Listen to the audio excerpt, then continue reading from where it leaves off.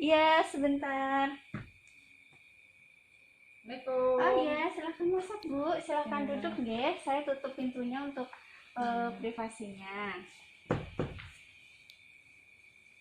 Iya, Mbak. Eh, Perkenalkan Mbak, saya Bidan Putri yang bertugas pada malam hari ini dengan Mbak Sintan. Siti. Iya, Mbak Siti. Selamat malam ya Mbak Siti ya.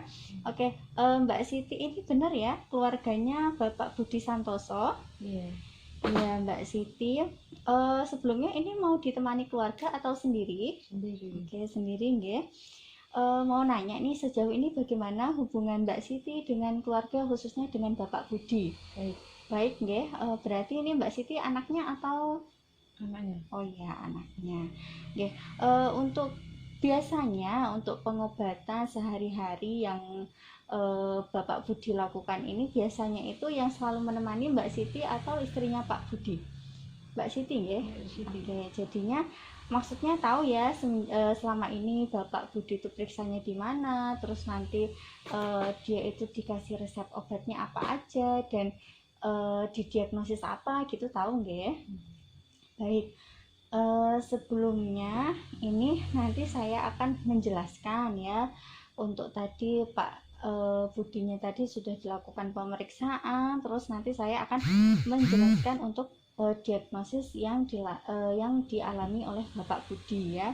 Karena biasanya itu Mbak Siti yang menemani Bapak Budi periksa.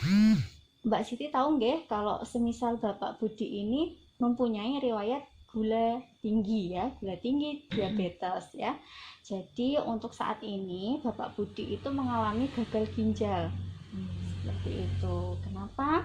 Karena kita tahu sendiri untuk riwayat Bapak Budi ini kan mengalami diabetes ya. Diabetesnya ini sudah kronis. Kenapa? Karena apabila kadar gula darahnya itu tidak terkontrol pada pasien diabetes ya, itu bisa memicu kerusakan pada glomerulus atau pembuluh darah halus yang merusakkan tempat penyaringan darah di ginjal. Jadi kalau semisal kondisi ini jika dibiarkan terus-menerus ya, itu menyebabkan ginjalnya itu kehilangan kemampuan untuk menyaring darah sehingga terjadi gagal ginjal. Contohnya gula darahnya itu kan sudah tinggi, terus pas tinggi itu tidak dikontrol ya, terus diabetesnya itu jadi kronis. Dan fungsinya ginjal itu kan untuk menyaring darah ya. Apabila kadar gula darahnya itu dia meninggi, otomatis ginjal ini tidak mampu untuk menyaring darah seperti itu. Jadi kalau si ginjal ini tidak mampu menyaring, nah terjadinya gagal ginjal itu seperti itu. Sejauh ini paham ya Mbak ya, Mbak Siti? Iya baik.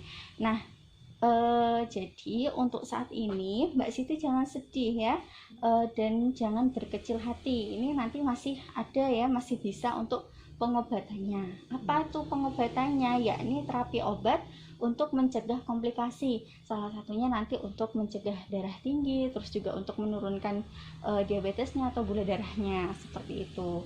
Dan untuk terapinya itu nanti bisa melakukan terapi cuci darah Mbak setiap sebulan sekali atau nanti dilakukan oleh dokter seperti itu.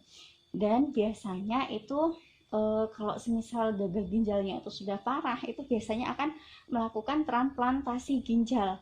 Nah, untuk transplantasi ginjal ini itu seumur hidupnya dia itu harus mengkonsumsi obat-obatan.